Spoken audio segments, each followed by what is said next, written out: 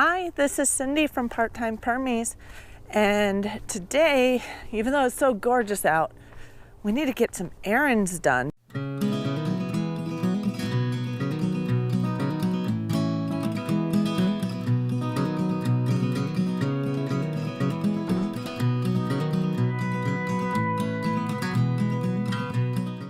I have to go get some lumber for the tractor coop so we could get that project going.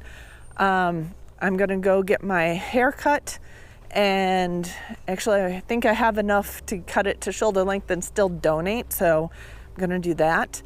In my normal life, my everyday life, I am a cancer genetic counselor, so I do like to do things for cancer patients every once in a while. So we're going to donate my hair. But generally, I need some garden supplies, I need some wood for the projects. So it's gonna be errand day, although I'd love it if we could get outside for a little bit. We are about to go run all of our errands. So it's getting actually kind of late already, so I'm gonna see if I can run down first thing to Menards and see what I could pick up for lumber and other hardware and such for my new tractor coop that we're gonna start building. And then I have a haircut appointment, so I have to go do that because I'm going to donate my hair, at least half of it. And then I'll keep my eyes out as we're running around and see if there's any place that has free pellets, because I want to pick some of those up and see if I can use those as any part of the projects that we're doing. So it's the end of another day, and today I know we didn't really get a whole lot done on projects, but we did get a lot of errands run. We were able to get some pallets, we were able to get some wood and supplies from Menards so that we can start our tractor coop tomorrow, so I'll start filming that. I went to get my hair cut, and I was going to donate, but they measured it and I'm an inch short. I don't want to go shorter than my shoulder length. So I just got it trimmed. So no big difference there. We'll donate hair in June. So hopefully I'll have another inch of hair by then. So we'll get that done in June. But I've been thinking all day because earlier today, Peoria dude had kind of issued a little bit of a challenge, April Fool's Day challenge. What would you do with $1 million? But what would I do with $1 million? And you're right, $1 million doesn't really go as far as it used to. I would probably buy my next door neighbor's property, at least 8 acres he has 10 acres next door. If he'd be willing to split it, I'd buy the 8 acres. If he wouldn't be willing to split it, I'd buy the entire thing and then split off the house and keep 8 acres of the 10, or maybe 9 acres, around there. Our lots are zoned R2, so for this area, we're limited on the numbers of large livestock we can have. We can have poultry. Decent amount of poultry, although you can have more on R1 or definitely more on ag zoning. So the other thing I would like to do is figure out a way to maybe bring us back to agricultural zoning. Jello settling in and gave a nice big groan. Okay. But yeah, I would like to figure out a way to bring us back to ag zoning. Now, I'd like to do that anyway, or at least to R1, because we could have more large animals if we did that. And really all the lots around here are large. The minimum lot size for R2 is a fraction of an acre. We have 5 acres. All the lots around here, for the most part on our side of the road anyway, are like anywhere from 5 acre lots to 20 acre lots. That would be another thing. The guy on the other side of us has probably about 20 acres. Most of it's wooded, but he has 2 fields, a back field and a field to the side of his woods.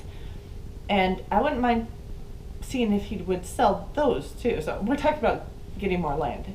The whole idea behind that is if we had more land, we could have more animals per property, because we're limited per acre.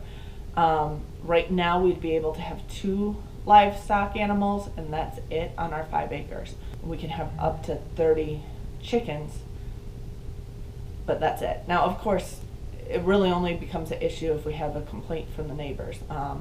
They don't really police it that closely unless there's complaints. But what would be cool from my perspective on some projects I think Mike would like would be to work more on permaculture vegetable growth, to maybe have pigs or goats. We probably wouldn't go as big as cows. I would love to have horses. I rode horses a little bit as a kid, and if I hadn't gotten so involved in figure skating as a child, we probably would have gotten involved in horses. In fact, we had a horse barn, but we never had horses.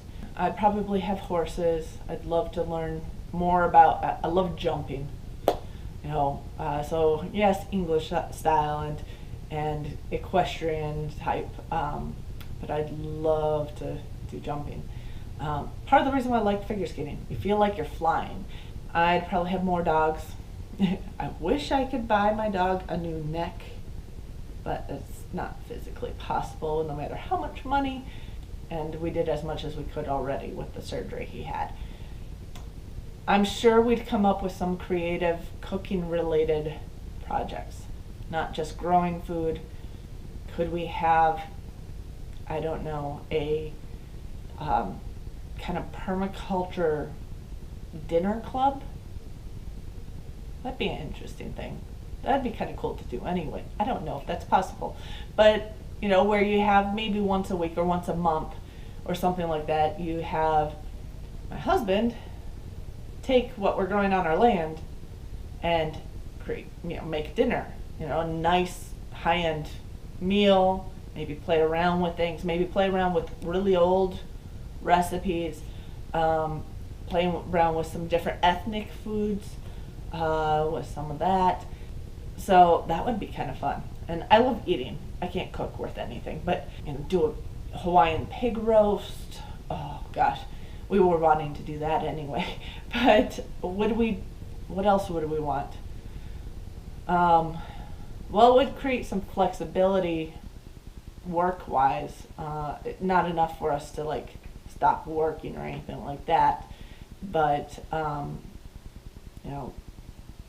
could Mike maybe take some of that and open his own restaurant, or have other side projects related to that, teach classes?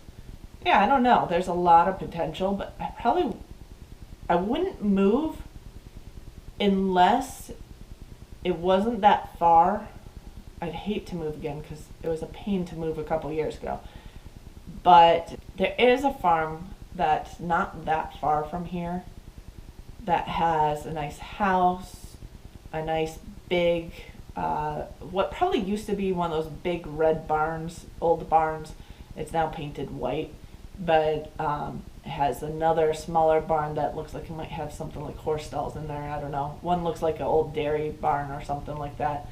Old horse barn. Has a building that's half underground, so I wonder if it's somewhat cellar related storage or something. I don't know. I'd love to take a look at that property. It has a decent amount of acreage. I don't know how much exactly, but it's like a mile and a half away from here, and it would be so much fun to just play with that and try to establish that as a big permaculture farm and go that route. I don't know. I think we just put more into what we have going. We don't have a lot of time, so I think the money would buy us more time more than anything, give us more flexibility with it. $1 million doesn't go extremely far, because if we bought the neighbor's property, we already used a quarter of it. So I don't know. It would be an interesting idea. If anyone has $1 million to give away, we'd find ways to invest and play with it in permaculture. Oh, ideal land. I don't know, 20 to 40 acres with an old Victorian house and a big old red barn with those big beams in it, those hand-hewn beams in it. Good pasture, forest, have to have forest. I love my woods. Yeah, okay. I probably could stand a move for something like that.